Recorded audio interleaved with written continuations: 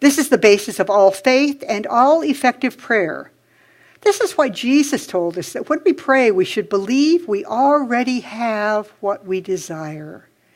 When Jesus said that it is done unto us as we believe, he implied that there is a power that can, will, and must react to us. But this power has no choice other than to react to us in the way we think. This power acts as a law operating on our beliefs. Our topic this morning is living affirmatively. And living affirmatively is saying yes to life. We say yes to life when we think and speak affirmatively. I loved your reading, Jim. That was just perfect from Gandhi. I mean, perfect. We live affirmatively when we pray affirmatively, and we live affirmatively when we trust and believe affirmatively. First, let's talk about thinking and speaking affirmatively. Now, affirmations are statements that we say over and over, either consciously or subconsciously, and either out loud or just in our minds. Now, some of them are positive, and some of them not so much. Here are some affirmations I found online. I have the power to channel my imagination into ever-soaring levels of suspicion and paranoia.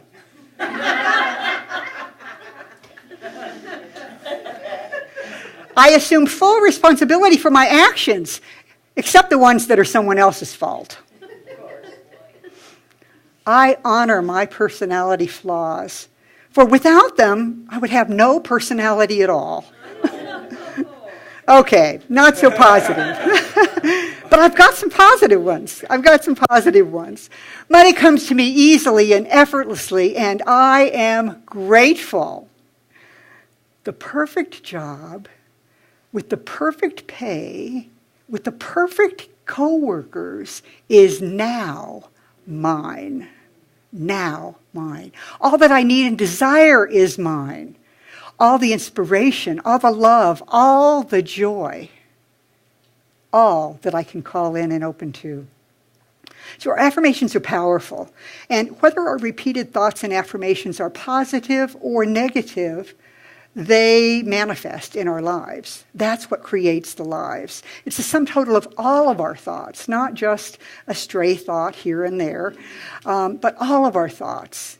And of course, we're told that at least 90% of our thoughts are below the level of consciousness, subconscious, unconscious. And so, since that has so much to do with our lives, it behooves us to investigate and to see what we can about what it is that's going on in that 90%. What is showing up in our life? So, how can we discover our unconscious thoughts? They're unconscious. So that's a good question. We discover our unconscious and subconscious thoughts by looking at our life, by seeing what is showing up. If you have plenty in your life, plenty of friends and plenty of money and plenty of satisfaction and opportunities, then that's an indication that your subconscious and unconscious thoughts are pretty positive, because that's what's showing up. However, if there's some problem, if there's some area of your life where there are challenges, and we all have those, then that too is an indication that there are some beliefs going on, there are some thoughts that maybe are even unconscious, but they are affecting our life. For example, if you never seem to be able to make ends meet financially, then chances are that some of those hidden beliefs are about lack and not enough. There just isn't enough for me in the universe. Or if you're looking for love in your life, if you're just saying, God, there's got to be more love in my life than I've experienced so far, chances are that underneath what you're aware of, or maybe you're totally aware of it, you're thinking that you don't deserve it, or that maybe you're just not very lovable. But as we have those thoughts, we can change those negative beliefs by using these positive statements that are made in the present tense, the here and now, not I will have plenty of money later, but I have all that I need now. So those positive statements. Louise Hay, who was a religious science of mind minister, and who was the founder of Hay House, she's the one that made positive affirmations kind of aware to us in our awareness. She brought them to us in our awareness. And she did this in the 80s, and many of us remember the first things where she was talking about doing mirror work and loving ourselves and really opening up to positive things. Now, she tells her whole story in her book, You Can Heal Your Life, and she has many books. But basically, her childhood was a childhood of poverty and abuse. And she grew up thinking that she was worthless and not deserving of happiness. Even as a young woman, when she was a well-known model and married to a wealthy businessman, she still felt that she was just not deserving of good. And then she found science of mind. And then she realized that by changing her thoughts, by changing her beliefs, not just like that, but by working at it and doing it step by step, that she could open up to a life that was wonderful, the life of her dreams. Now, she then also had a cancer diagnosis that made her really stop and look at her life. Some of us have had things in our life, not necessarily diagnoses, but some things that have just made us, okay, I need to look at what this is all about now. But in doing that, she let go of resentments, she let go of fears, and she moved into a life that was not only wonderful for her, but think of the blessings that it has provided for any of us who have read her work, heard her work, practiced the positive things that she taught. Here's what she said in her book, You Can Heal Your Life. The point of power is always in the present moment. You're never stuck. This is where changes take place, right here and now in our own minds. It doesn't matter how long we've had a negative pattern or an illness, a poor relationship or lack of finances or self-hatred. We can begin to make a shift today. Remember, you are the only person who thinks in your mind. You are the power and the authority in your world. And here's what Ernest Holmes had to say. Know your own mind. Train yourself to think what you wish to think, be what you wish to be, feel what you wish to feel, and place no limit on principle. So he's saying place no limit on this divine thing that responds to our thoughts. Affirmations are a powerful tool for reconfiguring those subconscious beliefs. And of course, there are lots of ways we can use them. We can say them over and over and over to ourselves. And that's a powerful thing when you're driving or when it's hard to do when you're brushing your teeth, but you can put them on sticky notes, You can write them in your journal over and over and over. And it helps get that into your subconscious mind, helps to get it past those parts of us that don't believe. You can paint them. You can put them on sticky notes. You can make up a song and sing them. I know that's one of the things that I have done for years. When I'm alone in the car, especially when I had a longer drive, I had lots of times to sing my affirmations. And it's certainly a powerful way to do it. However we use our positive affirmations, they're a wonderful way to re-record those old tapes that many of us have. And we say yes to life when we pray affirmatively. Of course, affirmative prayer, spiritual mind treatment, is one of the primary tools that we teach in the science of mind and spirit. It basically has 5 steps. We first claim that there is only God. We recognize that we're one with it. We then state what it is that we want to have show up in our lives. We give thanks, and we let it go. We let it go into the power of the creative law. And of course, it doesn't have to be just in the morning when you're doing your spiritual practices. It can be all day long. And so if we can think of an easy way, kind of a formula for doing it. So here's a formula that you can kind of use. Since God is all there is and I am part of it, I open to and claim whatever it is I want to claim. Thank you, Spirit. Thank you, life.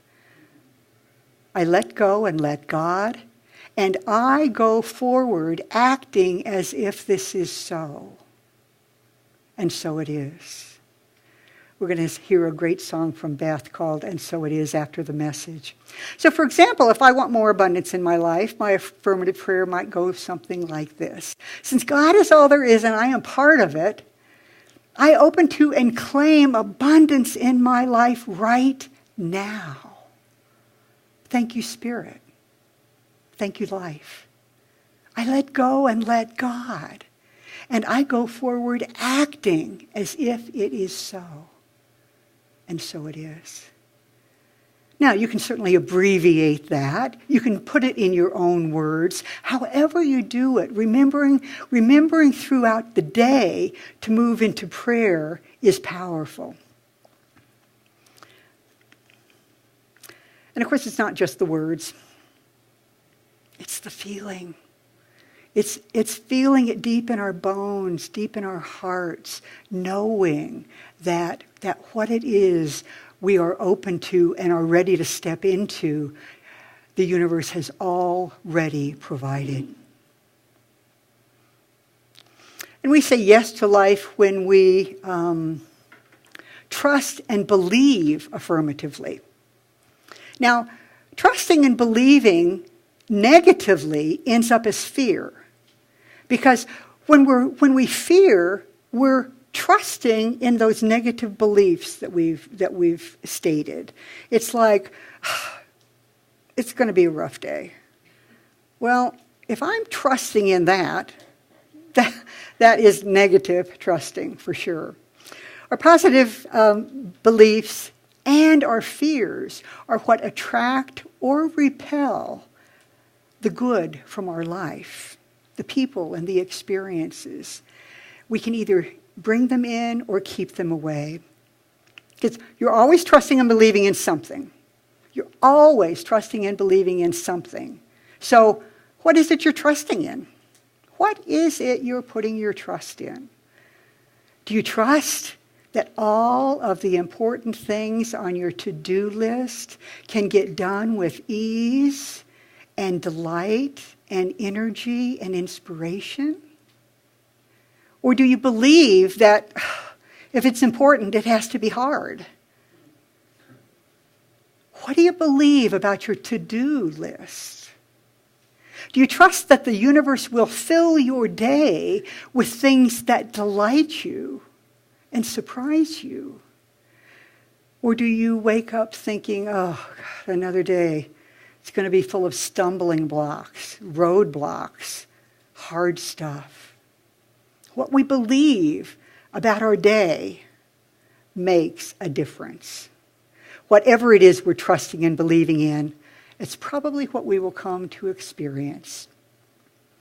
Ernest Holmes said, we can practice believing because thoughts are things. And when we say, I believe, and there is no doubt in me, we do 2 things. We affirm our belief and by so doing, build a positive acceptance in our mind. And at the same time, we reject our doubts by denying them. So that we can say, I believe this, and I have no doubt. And if we do that enough, it'll be amazing how our doubts will disappear. Living affirmatively is saying yes to the adventures of life and love. Are you saying yes to the adventures of life and love? Now, as you go through your week, I invite you to live affirmatively.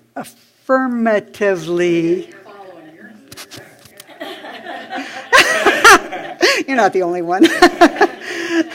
I invite you to live affirmatively by laughing, by allowing yourself to laugh, by actually going through your day looking for things to laugh about. And of course, don't forget to laugh about yourself. Now, some of us have more, that to laugh about than others, but but we can always laugh at ourselves. And that lightens our lives. And that, too, is saying yes to life. Living affirmatively is allowing ourselves to play and relax. We say yes to life as we take good care of ourselves.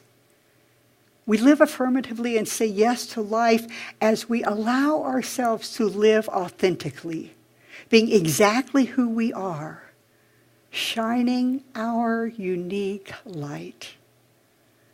And I love looking around the room and seeing so many of you that I know and those that I don't know well, that to see your light, you have a light that nobody else has.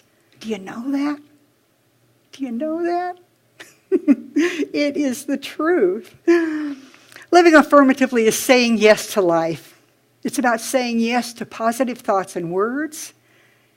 It's about saying yes to our affirmative prayers. It's about trusting and saying yes that as we do this opening to life, our most magnificent lives will be created.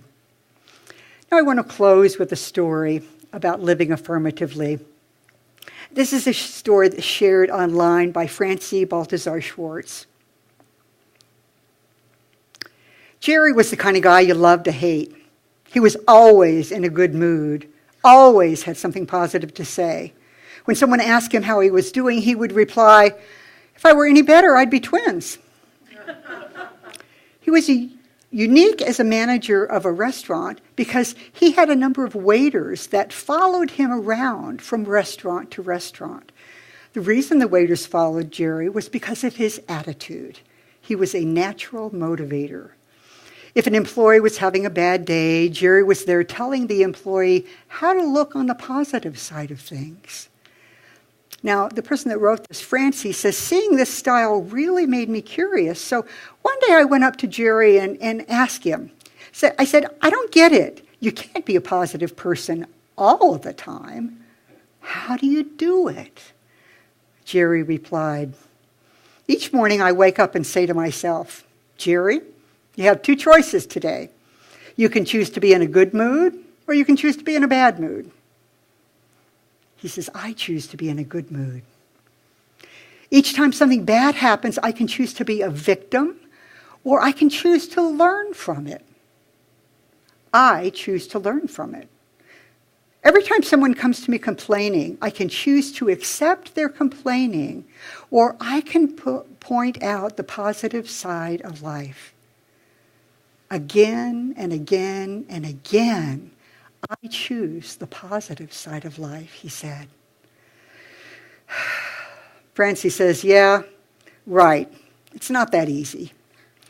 Yes, it is, Jerry said. Life is all about choices. When you cut away all of the junk, every situation is a choice. You choose how you react to situations. You choose how people will affect your mood. You choose to be in a good or bad mood. The bottom line, it's your choice how you live. Several years later, she says, I heard that Jerry did something you were never supposed to do in the restaurant business. He left the back door open one morning and was held at gunpoint by 3 armed robbers.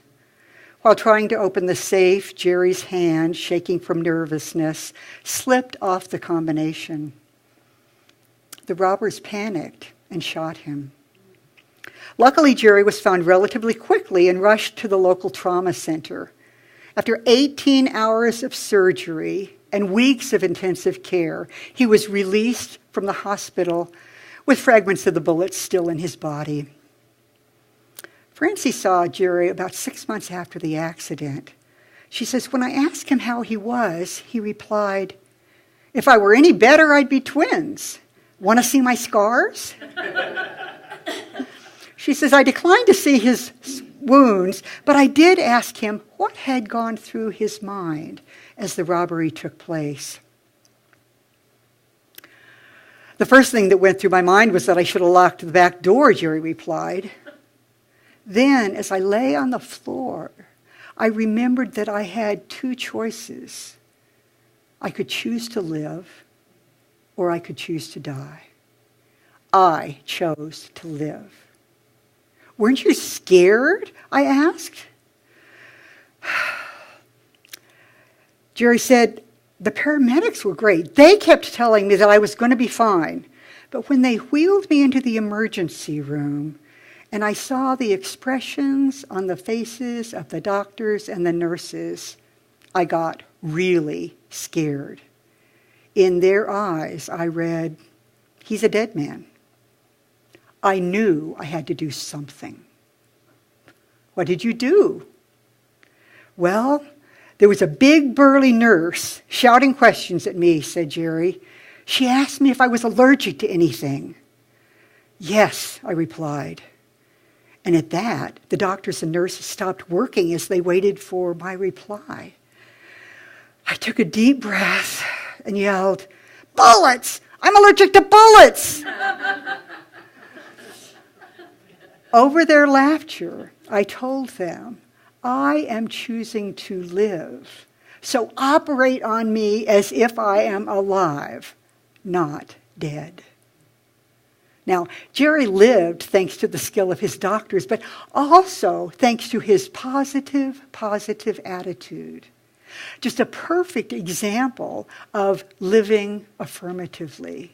How the choices we make in every situation make a difference. How we are always at choice.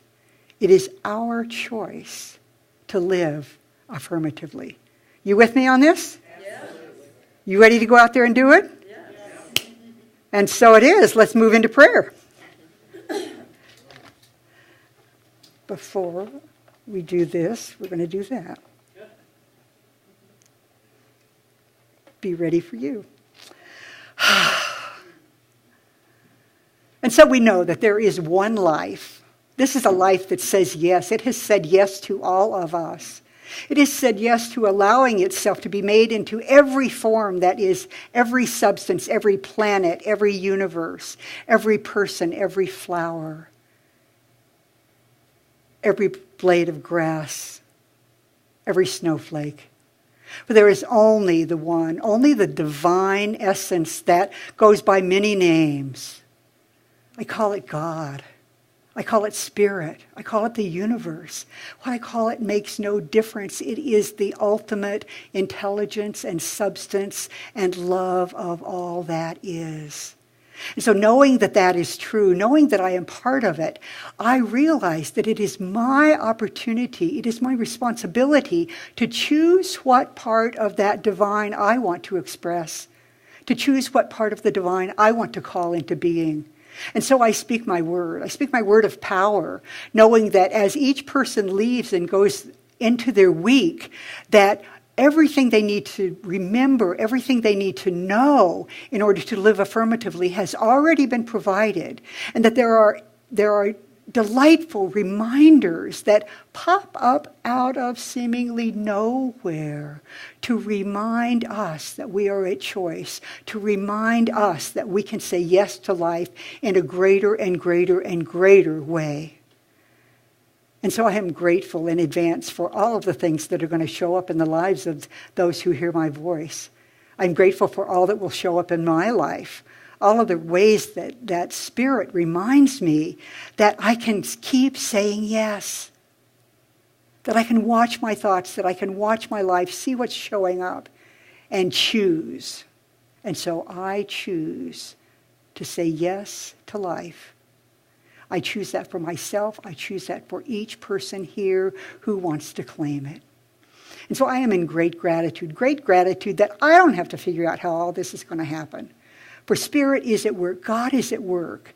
As we put the ideas into the mind of God, the only mind there is, it automatically acts on our words, on our thoughts, on our deeply held beliefs. And so what I have claimed is so. What I have claimed is the truth for me and anyone else who wants to claim it. And so I let go. I let go and I let God. I let all this come into manifestation in absolutely perfect ways that are just right for each of us. It is done. It is good. And so it is. And so it is.